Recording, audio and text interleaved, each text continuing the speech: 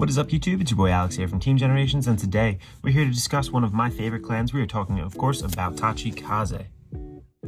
So on a previous video, I actually got some pretty positive feedback. I kind of did an overview of the clan in V-Series. I'll go over some premium stuff too if you want, just very quick notes about that. But just to kind of give people who might be new to the game or, just checking out V for the first time or, coming from Overdress, just an overall idea of the options within the clan so you're not just locked into, oh, what's the latest and greatest new thing? Is that the only good deck? Yeah, just to give you an idea. So starting from the left-hand side, we're talking about a heavily RNG budget deck. This is the boss unit. It's only a triple rare, so it's not as expensive as some of the other decks here we're going to see. All of them are actually pretty cheap, though. I would say this clan in general is probably one of the best value. This Murakumo Spike Brothers is kind of coming into that category with this latest set, but we'll see. I think that this deck is actually really good. Could beat any deck. Can really just, if you high roll, you just will win.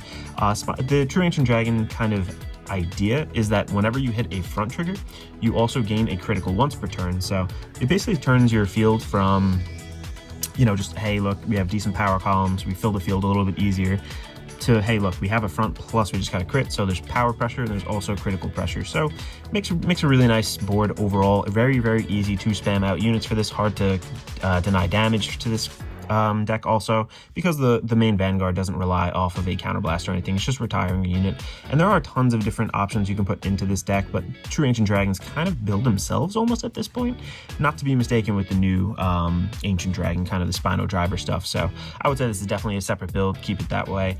Very budget. If you're looking for something cheap, definitely go that route. Angerblader is very interesting. This has been a controversial card throughout all of V. This is a super high roll deck. You're basically looking to stack up your equip gauges, which are units called from the top of your deck to the, basically as a gauge. It goes like underneath the card. So for example, this would be an equip gauge called from the top of my deck, put it underneath the card. You're looking to stack one particular rear guard, and there are other rear guards within the deck that kind of power that up, and that guy gets, just additional power plus invulnerability, can't be chosen or targeted by effects once it has 3 things on it, 3 equip gauges. So Angerblader just really restands it. So it's really big rear guards and restanding them with Angerblader. That's kind of the theme of the deck. I will say that this deck can lose to any deck, but this deck can also beat any deck, and you can rush people down if you have the right hand, right setup. Absolutely anybody you could beat with that deck. And I think it's either came in like second or first. I forgot if it won. I think back in like 2018 or 2019. I forgot the Worlds or something, or at least one of the huge WGPs. I think it was Worlds though. I could be wrong. Correct me if I am.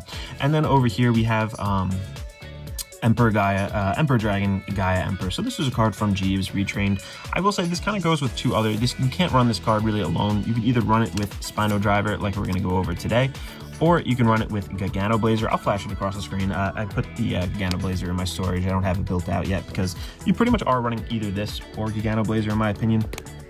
Spinodriver goes a little bit more balls to the wall. I think just a bit more aggression. And then it's followed up by this over here with the Gaia. Gaia is good because it retires a rear guard, gains their crit, gains their power as well. And then also kind of gives a universal power gain to your front field, to your field. So things that you call are just going to threaten at least for a hit, things of that nature. This is a decent second ride, but you can't run it just as its own, 4-of kind of unit. And then Gigannoblazer, it's almost like this where you ride this first, but Gigannoblazer is really about kind of filtering, gaining more resources, being a little bit more selective with your resources overall. So I think that you have a choice. Either one of them is super viable. I think they're both pretty cheap at this point too. So yeah, either Spinodriver or Gigannoblazer. But like I said, so Spinodriver, we're going to go over it right now. Super aggressive, great value, can blitz out absolutely anybody. So yeah, I'm looking forward to it. Let's hop right into the deck profile. All right, and hopping right into it, looking at our grade 3 units, we're going to be looking at 4 copies of Spinodriver. So this is Ancient Dragon Spinodriver, the new boss out of clan selection, or collection, whatever they're calling it now. This is a really great card. Like I said before, just really opens up this whole new level of aggression for the deck in a clan that already was really aggressive. So let's read off its skills. Auto, when this unit attacks from Vanguard Circle or is rode upon, CB1, retire 2 rear guards, get an imaginary gift, excel, draw a card, choose a card from your hand called Rearguard Circle, then choose 2 of your units and they get 5k until the end of turn. So a whole lot going on over there. And then the second skill, auto on Rearguard Circle. When your drive check reveals a trigger unit, put the top card of your deck face down as an equip gauge for this unit. So this card both generates like pretty much the most advantage we have in this clan. as well as just like amplifies our weakness. And our weakness really in Tachikaze in general is decking out. So tons of cards use equip gauges. You're taking it off the top, putting it onto your cards, retiring them, just constantly filtering. And I will say that you only get, I would say, like a solid 2 grade 3 turns. And your third one, you kind of got to start watching, you know, hey, what am I equipping? What am I triggering? And that second skill here, you might think, hey, you know, when am I ever going to put this on rear guard to call it down, to have something attached to it? But this can be called from other cards. This can be an equip gauge, and then you call it, because it is still a 12k body, so it's not terrible overall. So just be wary of that. And the advantage that you generate early on in the game by riding this first and then riding upon it going second, I mean, let's think about that. Get an extra gift excel so you have more room on the board to call units down, to pop units off of other units, things of that nature, and then drawing cards. So you're drawing 2.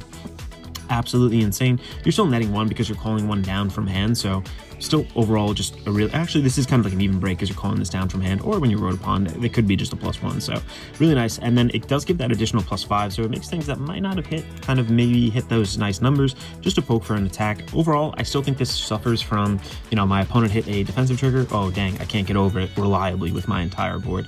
I feel like that is just a huge issue in Excel in general. Sorry about that, whoops.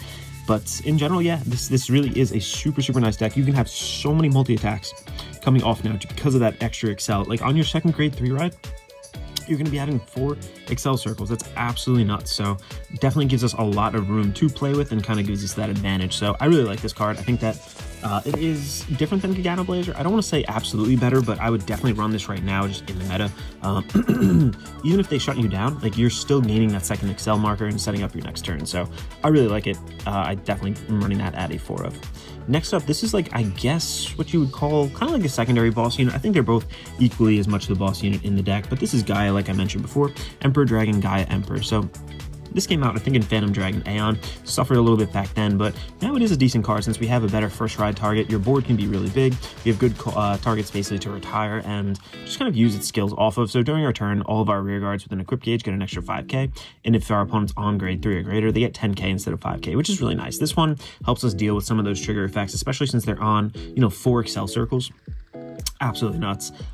Get that +15, so you can hit over even like a force trigger without a boosted unit not being boosted, just on that Excel circle. And then when it attacks, Counterblast 1, retire rear guard. This unit gets the original attack of the unit retired for this cost of the battle. If your opponent's Vanguard is grade 3 or greater, it gets the original crit as well. So again, not only are you getting nice pressure with the crit, but you're getting nice numbers as well. And the whole idea is you want to empty your opponent's hand out and make sure that they really can't survive the onslaught of rear guard attacks. And retiring a rear guard is not as heavy as it seems. If you play Tachikaze for a while, you know that things kind of recur themselves, eat themselves, grow into bigger things. So really nice mechanic overall. And I think this was at the time a bad card, but definitely has developed into its own little, you know, it's really coming to its own over time. I think the support cards really help it. Next up, that is it for our grade 3s. We're going to move right into the grade 2s. So let's go into this guy, an oldie but goldie. This is still Ravenous Dragon, Mega Rex. Such a good card. This came out, I think, in the original Tachikaze set.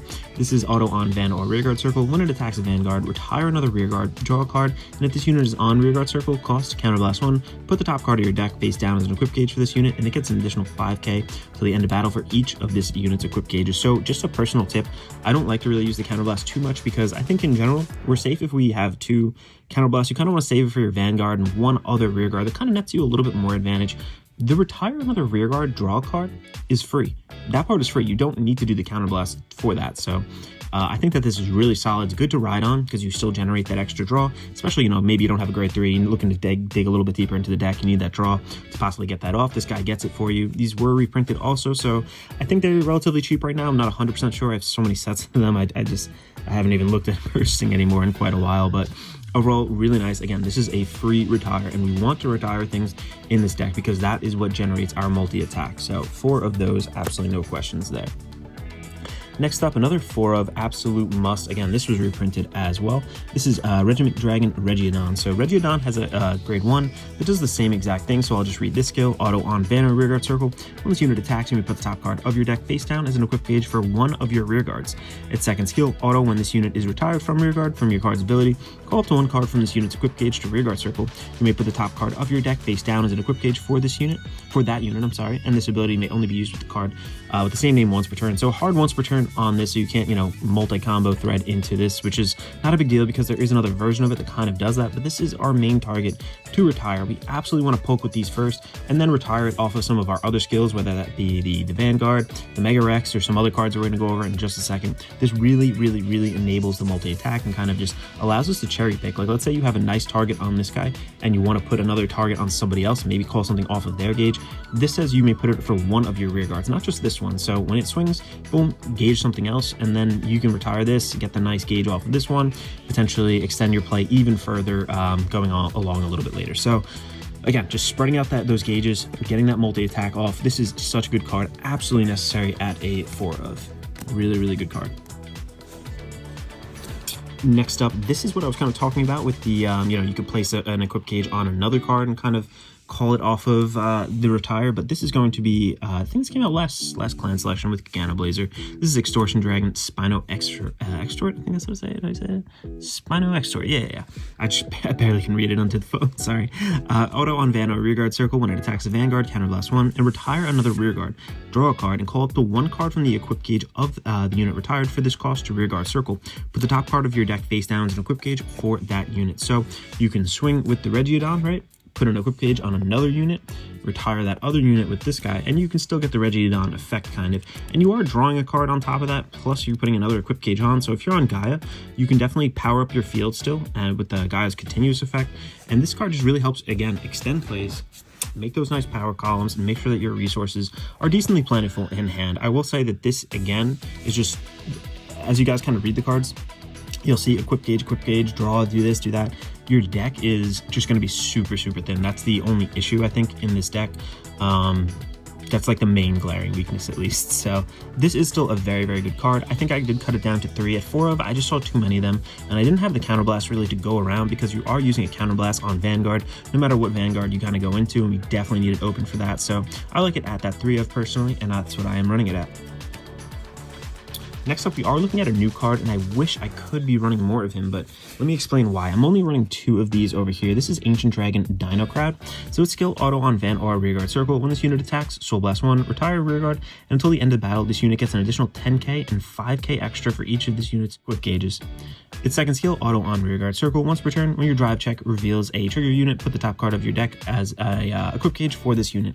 Now, of course, we're looking to retire rearguard, which helps, again, extend the play. You can retire, call something else off of it. Decent, you're really looking for the Reggiodon there with the grade 1 counterpart that we're going to go over in just a second. You're powering yourself up too. So if you're on an Excel 2 circle, if you have a gauge on this, I mean, obviously you get that 5k, but if you don't even have a gauge on this, that's no big deal because you get that 10k, you're at 19k, plus the 5k from the Excel 2, you're at 24k. So even if your opponent does hit one, let's say defensive trigger on a force marker, you can still get over it with that. So again, the name of the game is really just bursting down the gates, really trying to push your opponent, poke. If they do hit defensive triggers, it sucks for this deck, but overall, what are you going to do? You have so many multi-attacks in this deck. I think this may be in golds. I'm probably forgetting something else too, but I feel like they have the most multi-attacks out of any client in the deck, any client in the game. So if you guys like that kind of stuff, this is definitely your cup of tea, I think. The only issue with this card is you want to keep it on rearguard circle, and as a result, that second skill is actually very difficult to deal with because when you hit triggers, you're putting a card from the top of your deck on this as an equip gauge, and yes, it gets more powerful, but again, like I keep mentioning, your deck gets really thin in this archetype, in this clan. So I just can't see it at more of a 1 on board, because when we start doing that, we start doling out all these equip gauges across the board. Maybe you have a Spinodriver on rearguard circle too who's taking stuff off the top. So I wish I could run this at more of. It's a really good card, but resource intensive, and it gives you that, the added pressure of I gotta really watch my deck when it's on the field. So I think 2 of is the correct kind of ratio for this. If you want a little bit more power, if you want to hit the ground running, yeah, add more of these. But me, I after testing, I just kind of saw that 2 was the right ratio. I can't have too many of those out on the field at once. And then lastly, this is still a play I'm keeping in the deck. This is going to be Zealous Horn Dragon, a Dilopha arrow. So there is a particular way to equip this guy let me show you what he does first. So auto on Vanguard, rearguard circle when placed from hand. CB1, draw a card, call a card from hand to rear, and you put the top card as an equip gauge for that unit. So not bad riding it, you know, get that card draw, get the equip gauge kind of flowing there. Calling a card down from hand, which is not bad.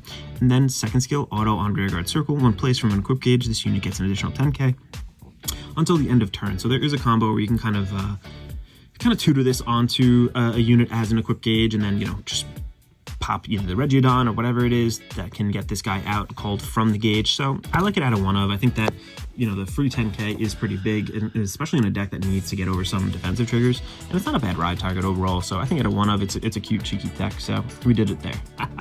All right, next up we are going into the grade 1s. So over here, this is the card I've been talking about. This is Full Speed Dragon Blue Spring. This is the Reggiodon counterpart. It's the same exact thing, just on a grade 1, which kind of sucks in a way because it's the first skill reads when it attacks, not when it attacks or boosts. So sometimes you have to like boost this guy to even threaten a hit on grade 3 turns when you really want something. But overall, it's still not bad. You still have to retire this. This is still one of the main extenders in the deck to get you that multi-attack, and it's not a bad poker overall. Absolutely need this at 4-of. Those two cards are just, you know, the main lifeblood, I want to say, of this deck. Once you retire those, it really gets the flow of the deck going. Next up, I am running 4 of these. These came out of Clan Selection Volume 1-2 with Gigannoblazer as well. These are actually really expensive now. I had no idea. This is actually Savage Shooter, so it's skill on Vanguard Circle when placed. Soul Blast 1, draw a card, and call a card from your hand to rearguard circle, and then we put the top card of our deck as an equip gauge for that called unit. So really strong turn 1 play, just establishing that board presence, getting those equip gauges going, you know, so you can maybe select what you want a little bit later on a retire. And then its second skill, act on rearguard circle, rest this unit, put a card from your drop zone face down as an equip gauge for one of your rear guards without any equip gauge. So that's where it comes in to really tutor for the, what was it, the Dilophyro. You can just, you know, guard with the Dilophyro, whatever it is in the drop zone. Rest this guy, boom, you popped it on there. That's going to be a 10k multi-attack plus at least when it comes out. So nice little combo there as well. I think this is really solid as a ride target and as a rear guard. You know, you're just really starting tutoring you're taking your drop zone and putting whatever you want, really selecting what you want, turning it into a piggy bank almost. So I like it. I'm putting it at that 4-of.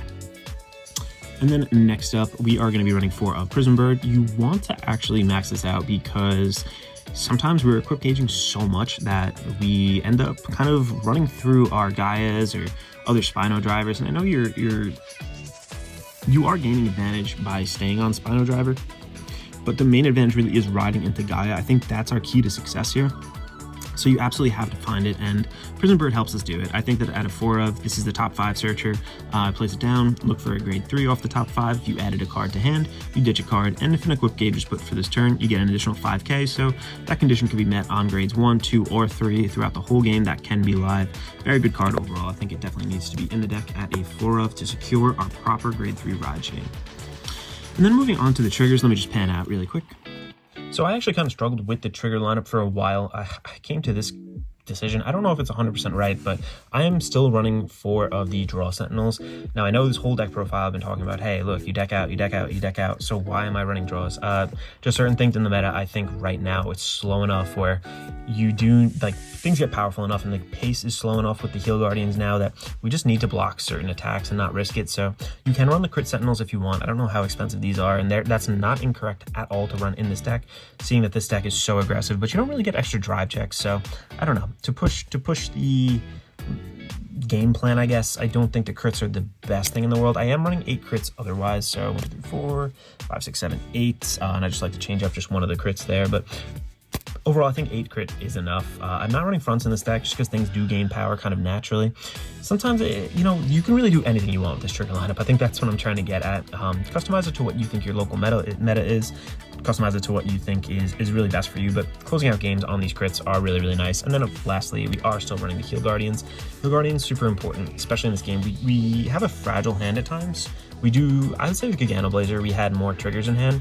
This one, we have more aggression overall. And as such, I think that limiting our opponent's damage output early on in the game is really, really helpful with these. So I like to run that. Plus, the fact that these are 15k kind of led me to use these just because certain attacks, you know, we're just not going to be able to guard out. We don't have that 20k, you know, 2 to pass kind of drop thing anymore. I think that it's definitely necessary. And then lastly, of course, a starter. So thank you guys so much for watching so far. Let's hop into a test and I'll show you guys how the deck kind of plays out. Alright, so let's shuffle up over here and get started. So I really like this deck. I think this definitely is one of the best values in V. I think overall, you know, your bang for your buck here is just crazy. Like, this deck can attack so many times to the point where, like, people don't know the attack patterns, people don't know what's coming at them, and if they don't hit the defensive trigger, it can spell doom for them, like, really, really quickly. I know, you know, hey, that's not good to rely on, like, hey, they don't hit the defensive trigger, but overall, I think this deck just has unparalleled aggression outside of maybe Gold Paladin, so I really like it. I've loved Tachis for a while now. I think that they're very strong, and if you're someone who's newer to the game, this might be a bit harder to play, but overall, I think the payoff might be there. So let's check out our hand. I actually have a decent hand. Wow. Yeah, still on my shuffle. I didn't rig that. I think I'll keep it. I'm not actually gonna keep this hand. So let's pretend we go first like we do in all of our little test hand videos. So let's stand and draw for our turn. And then let us, what do I want to ride? Yeah, I'm going to ride him. Draw off of the ride, because you always draw in V, even if you go first. Anything else? Yes, so last one. I'm going to call a card from our hand, draw a card actually, sorry. And then call a card from our hand to rearguard circle. Let's get this guy going. And then put an equip gauge from the top card of our deck down over here. Now, just a heads up with the equip gauge, you can look at it, but your opponent cannot. So that is not public knowledge, just a heads up. So let's pass it over to our opponent. Let's take a damage for their turn. Boom, power. There we are. I'm going to put my drop zone on the left-hand side. We don't really use it. I'm just going to show damage over here. So that shuts off any other attack if they tried rushing us, let's say. All right, so our turn. Stand and draw. And I'm going to go right into the Mega Rex. Yeah, I'm going to do that. Let's do that. So I am then going to... I'm not going to try to expend too much from hand too quickly, but I'm going to move up. I'm going to move this up over here. Let's swing with the 8K body first. There we go. And let's put an equip gauge for him. There we go. It's going to be a draw trigger. So we got 2 triggers as equip gauges, right? Yeah, not too good. Alright, and then we are going to... I'm actually going to swing with this one because I want a better target. Actually, I could threaten for a little... Yeah, I want a better target here, actually. So I'm going to swing with this guy next. Oops, I keep on hitting the camera, sorry. So I'm going to put this as an equip gauge for let's say him. Yeah, let's say him over here. That's fine. And then I'm going to swing with Mega Rex. Mega Rex is then going to pop him out over here. And then we're going to put the top card of our deck as an equip gauge. Grade 3. Heal trigger over there. And then we're going to drive check. All right, we do get a draw. Let's do power, and we do draw. Okay, drawing a lot of triggers here. Let's see. I'm not going to use this effect just because I don't think it's really impactful at this point. It only has a... You don't actually want to use his effect on this guy because they don't combine. Like, you can't call a unit from his skill as well as his skill. The timing doesn't work out as far as I've had a ruling on that before. So just a heads up, don't do that. But I'm not going to use his skill. There's just no point right now. All we have is a trigger on this guy. I could draw a little bit more off of that, but no big deal. I forgot if I drew off the Mega Rex. I don't think I did. Did I draw a card? No, this was... I don't think I am, so I'm just going to draw a card right there. Whatever, it doesn't really affect the game state too much. And then we are going to swing over there. This is going to be 19k. Pass it over to our opponent. Let's say we take 1 damage to start. Okay, let's take another. And then, boom, we hit a trigger. So that shuts off their little barrage right there. We are going first, so it's not like, you know, they could really go crazy. Let's stand and draw. All right, so we got 2 Spinodrivers in hand. Let's go into the SP one. Let's move these guys back just a slight bit so we can get into the Excel marker over here and draw off of the Excel too. When it attacks, so let's see, what do I want to do? I have to retire 2 units. I'm going to put this one down over here. Am I going to boost anything else? No, I don't think so at the moment. These are going to be 2 retire targets. And let's assume it's an Excel deck. Otherwise, I would kind of maybe put that behind there. I don't know, or just try boosting it, even with the trigger at this point. Maybe just try boosting it, but that's fine. Let's swing first, 9k here. And then we are going to put an equip gauge. We're going to put the equip gauge here, let's say. And then this guy's going to swing. It's going to be 13k. And then we are going to equip gauge Gaia. All right. You know, it kind of sucks we don't have the Gaia in hand right now. But overall, not terrible. At least we do get another 2 markers for next turn. And then we're going to use this guy. So we are going to swing. We're going to counterblast 1. Retire 2 rear guards. We're going to pop the rear guards effect. So we're going to... Let's get our Excel marker first. Let's draw a card, get an Excel marker. Draw a card, Excel marker. I drew a critical trigger. There we are. And let's draw again off of the Excel 2. And then let's call, what is it, a unit down from hand. Let's call Mr. Mega X over here. And we're also going to use these two skills. So let's go. One of them had the Spinodriver, or what do they call it again? The Dino Crowd, or Dino Crowd, yeah. And the other one had Gaia. Let's just put Gaia here, I guess. Yeah, whatever. Okay. And those two go away. And yeah, I called that from hand. All right, and then equip gauges for these two. So a whole lot going on over here.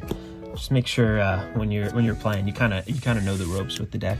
Definitely easy to make a misplay in this deck. So let's think about this now. So let's drive check actually first. 1 and 2. Okay. Let's look at our deck. Our deck is pretty thin already. I say I got just over half my deck left. But we have a really nice hand. We have a really nice hand. Let's think about our attack patterns here. So I'm gonna retire something. I might as well retire the Gaia off that to draw possibly. And then am I gonna swing? I could swing and do that. Who has this? Okay, that guy has that guy. And Gaia has a grade 3 heal guardian. Okay. We'll probably retire this off of his skill and this off of his skill, both to draw and gain that advantage, just ensuring that we kind of survive this turn. So let's swing first over here. Let's soul the last one. And we are going to get an extra 10k, plus it has the thing on it, so that is going to be what would have been yeah, this is 24k. Okay, yep. All right, 10k from that, 5k from the thing. Oh, no, this is 29. I was like, wait, this is normally 29. So it's 5k from the Excel, 5k from its gauge, and then 10k from its skill there. So that is going to be 29. And then we are going to swing over here, right? Because I'm going to retire this, that. Yeah, I'm going to get that guy. Because I have, oh, whoops, did I did Counterblast. Yeah, I did Counterblast last turn. Okay. So let's swing. Boom. Counterblast 1.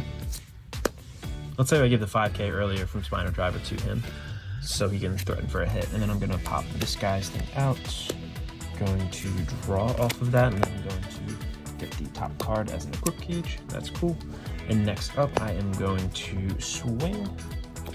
Actually, no. I'm gonna swing with Gaia first, and then I'm gonna swing with the, oh God, I forgot the name. I always forget these names.